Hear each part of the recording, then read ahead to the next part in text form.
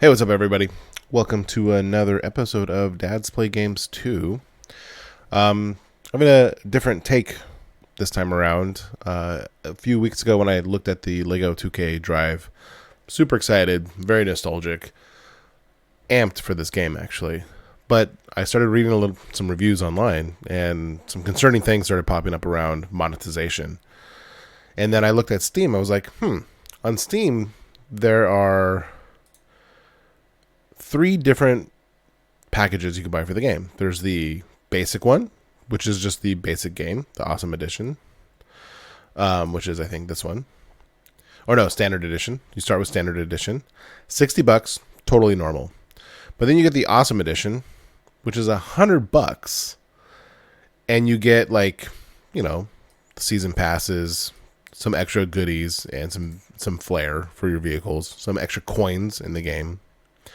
And then for $120, you get some more vehicles. And it got me thinking a little bit. Is this really going to be a kid-friendly game? I'm a little concerned that we're headed this direction, like mobile games, where microtransactions, monetization is the whole part of those games. There's not just like, we'll give you the game that we built, and here you go play it and enjoy it. It's more like, we want to have a continuous revenue stream for the game that you play. And that's okay if you have a mature audience of people who are going to play games.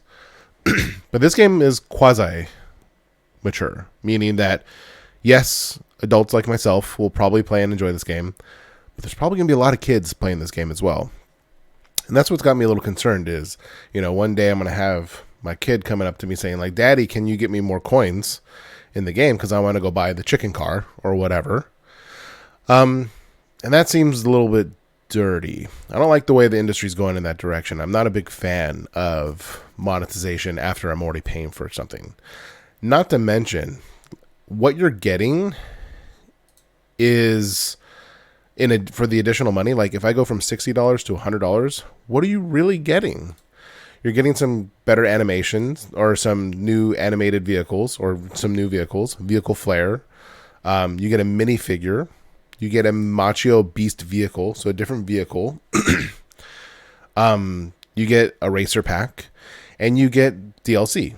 I would rather just pay for DLC. If you're going to update the game and create new worlds, just give me a DLC pack that I can buy later on. I'm sure they'll do that, and they'll sell that as an extra pack later on. But this world of like monetizing these very simply implemented things, I mean, it's just a cash grab. It really is. Like, I definitely don't recommend ever buying anything beyond the base game. Yeah, you'll get a special sword in the game or some special items. It just seems really weird to me.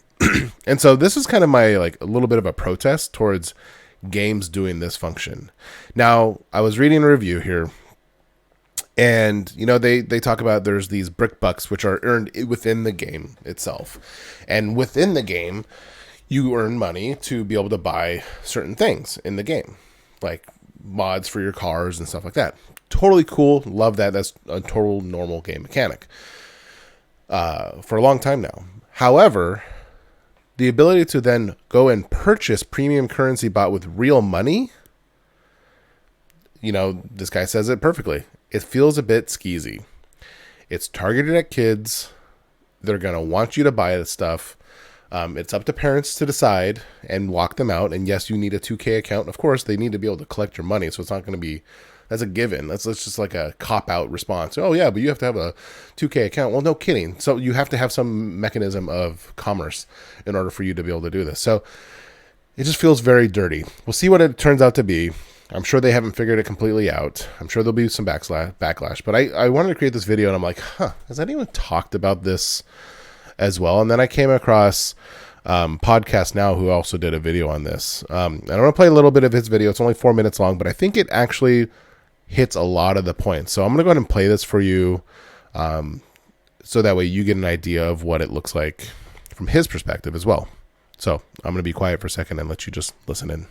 What's up, everybody? Welcome to Podcast Now. I'm Alex, and in this video, I want to talk about some pretty disturbing news, in my opinion, for the LEGO 2K Drive game. Now, let me just start off by saying this. The game looks phenomenal, okay? I had seen the rumors leading into its reveal. Rumors were obviously right, and the game looks incredible. I've watched a couple of the hands-on previews that are out there, the trailer. I mean, this, honestly, it really does. It looks like an incredible, incredible game. However, let's throw a couple things in there, and let's not kid around. This game, I think, is more kid-friendly. I think a lot of kids are going to be very interested in it. In fact, I'm going to be getting this game for my 9-year-old daughter. Probably will give it to her this upcoming Christmas. So although I may like it, you may like it, and adults, I'm sure, are going to play it, and that's totally cool. This game will also have a ton of kids playing it as well. And so let's talk about the news, and this was over the weekend. People started to spot this. Microtransactions, fantastic. For a game like this, and I think that's kind of important, right? Because it's not just that there are microtransactions, and there's different kinds of them, including real-world currency that you'll be able to purchase items in this game. That's bad enough, considering the price. This is a full-price game. This is not a free-to-play game or anything, but also that there's going to be children playing this game. So let's read this really fast. Pure Xbox broke this down, did a really good job of covering it. It's the only site that I actually saw that was covering it. LEGO 2K Drive features an in-game store where players can acquire optional items, including new vehicles, minifigures, and more. There's 2 types of items in the store. Ones that you can use using the bricks earned through playing, or ones that can be purchased using coins obtained through a real currency purchase. Safety and responsibility was a top priority for us when creating LEGO 2K Drive to ensure parents can make the right decisions for their kids. To make purchasers, a player must create a 2K account. If the player is underage, their account must be verified by an adult who then has the ability to block in-game money purchases. It also will operate as a live service title, and it'll include a drive pass and seasonal updates. So first, I just want to say, on the surface level, I hate it. I mean, I really don't like it whatsoever. I see the comments on Pure Xbox. People are not surprised, considering this is 2K. Now look, being a parent, I do understand, I actually take the side of this, that it's ultimately the parents that need to be watching the kids, okay? You can't blame YouTube, you can't blame the internet for like corrupting your children